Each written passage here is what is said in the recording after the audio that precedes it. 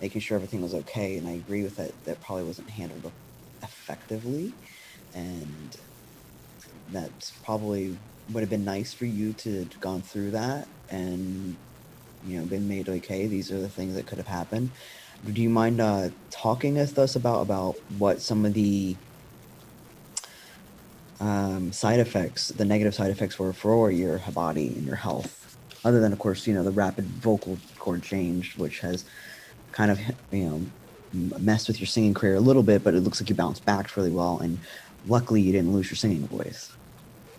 Well, thank you. Yeah, it's still, losing the voice that I had was still hard for me, but I have started to work with what I have now. And, that has, it's been almost a year now since I've been off tea. I think I went off last September, Mm. was when I stopped. I am happy with the amount of progress I've made in like a year's time in terms of like training my voice again. But the health side effects, for like the first month or so, I didn't really notice anything. Like I felt pretty good. Like I actually felt a little euphoric, and like I was working out a lot and I was getting stronger, which was something I always really wanted, was like to be able to lift heavier and like do more pull-ups and all of that. So it was great for like a month. And then kind of the first really concerning thing was like I started to get this pain in my right side. It was like it would get worse after my shots, and it was just kind of a dull ache.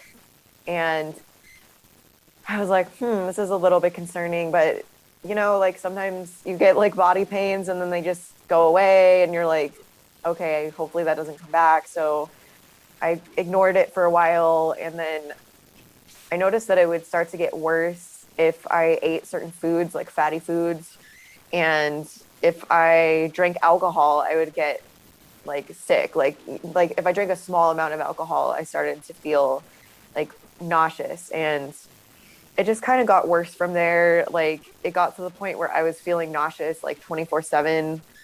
Um and then yeah, I was like nauseous and I was just like throwing up more than normal after eating certain, like not intentionally, but like it would just, after eating certain foods, I would just get really nauseous. And then a couple of times, I don't know if it was something I ate or drank, but it would go from like a dull ache to like really, really intense, and like to the point where it was like hard to move, hard to stand up. And when I would do that, I would just like go and take a hot bath and just kind of like wait it out, and it would go back to kind of like a dull ache. But that went on for like, it was really bad for probably like a month. Um, and at that point, in conjunction with my singing voice and everything I was going through with that, I was just like, I can't do this anymore. My body's just not responding well to this. I'm not feeling healthy. I'm not feeling, you know, I just wasn't feeling like my best self for a lot of reasons. So that was why I ultimately stopped. How long were you on testosterone? Um, I think my last shot was at 3.5 months. Mm. So not even that long. And the fact that I was already having these side effects from only being on it for that long just made me concerned about continuing, because, Yeah. like thinking about doing it for the rest of my life, in conjunction with that. And, just in general, like I didn't really like doing the shots. It was, she had me doing it like, I don't know. I don't know if this is like TMI, but she had me doing it like subcutaneously. And I don't know if that, but that was really uncomfortable for me. Like I didn't really like that. And just the prospect of like doing it for the rest of my life was kind of turned me off of it as well. And obviously, like I respect other people's like decisions Yeah. around that. But for me, that was like a major downside of it. And yeah, I know some people that are subcutaneous. I am intramuscular, so I do like mine on my thighs and stuff. But I also like, because I have family in the medical field. I mean, like if my legs are driving me crazy, I'm like, where else can I give myself a shot? And they're like, here you go. I'm like, okay, cool. So that's always gonna help. Um, I can't imagine, like, honestly, just the health risk alone. Like, I don't. even like if you continue to this year, I can't imagine you living with a constant dull pain. That's unfathomable. It's really not fair for what you were trying to accomplish, what you should have been done for you. I don't can't imagine you just being in pain. That would have been horrible, and I'm sorry that you were in so much pain. Um, would you like to describe to the audience on how much your voice actually dropped? Because if I'm not mistaken, your voice dropped pretty quickly, like mine did in the first few months. Yeah, it did. So for the first like three months, like I felt like it was dropping, but it was like kind of gradual. It was like slowly getting lower and like a little more like raspier. Um, and but I was still like recording during this time, and I was still able to sing, and it just felt like it was like gradually shifting, and I was like, okay, like maybe I can work with this. Like doesn't seem too bad. And then at like the 3.5 month mark, I did a shot, and just I don't know what it was, but like something in my intuition or whatever was just telling me like you shouldn't have done that, or like this is going to be a challenge for you. And sure enough, like within 2 days it was like this like bam, like dramatic change. Yeah. I couldn't access my like my falsetto. I couldn't get into it at all. It was just gone. And my voice was so low that I couldn't even sing some Frank Sinatra songs, were too high for me. Like I couldn't do his like belts at all. I love And Frank. so I had this very limited range, and I'm used to having like quite a wide range. And so that was like, for me as a singer, it was like, That's like a death. what have I done? Yeah, you know? that's a small way to musically die. Oh God, I'm gonna and to get it back though, as much as you've gotten it back, you must have been really working hard this last year. I'm kind of obsessive when it comes to singing. Like I honestly tend to sing too much. I have to pull myself back and like not practice some days, because I unchecked, I will sing like every waking hour. Well, maybe not quite that much, but but yeah, I just love to sing, and I'm constantly practicing. I'm constantly trying to do different things with my voice.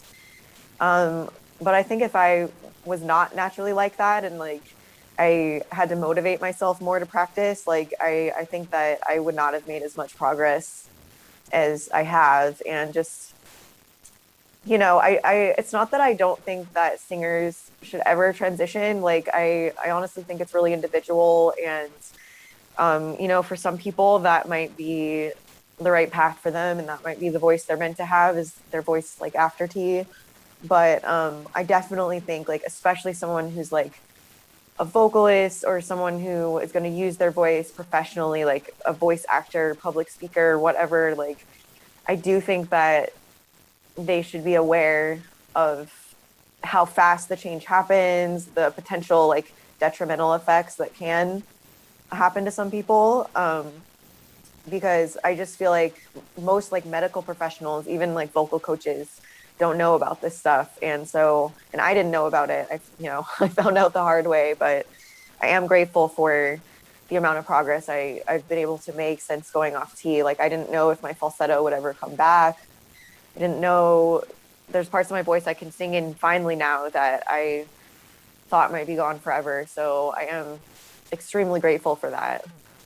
It's a kind of an interesting thing that you just brought up, and I didn't even think about it because you do have a unique perspective that you might end up actually being able, if like for just from side money, make vocal lessons, like teaching people how to work through all that, because a lot of people do need help with that. And I've my wife was trying to find me a vocal coach, but they weren't really the best communicators, and like they did have somebody who like a M to F who opened it, but I don't think they have anybody that was more like on specifically what like I'm going through.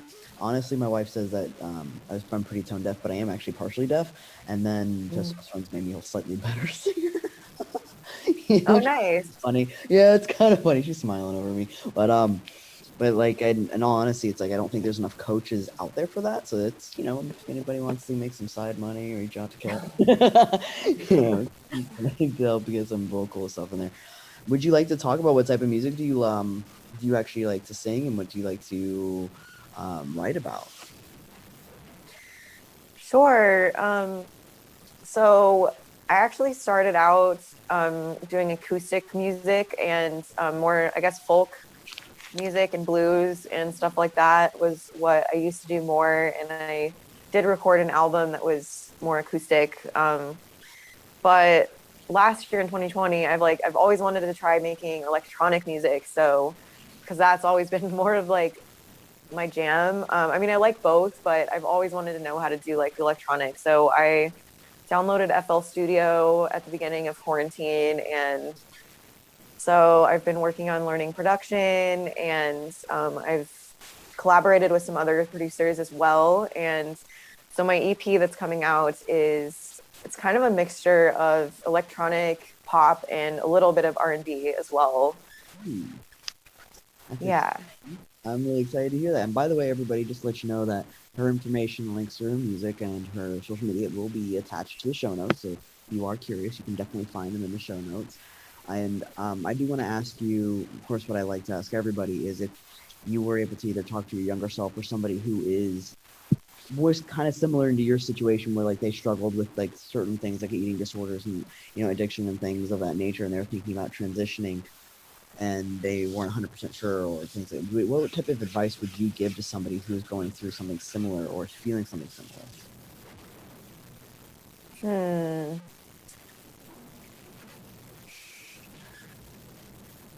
I think I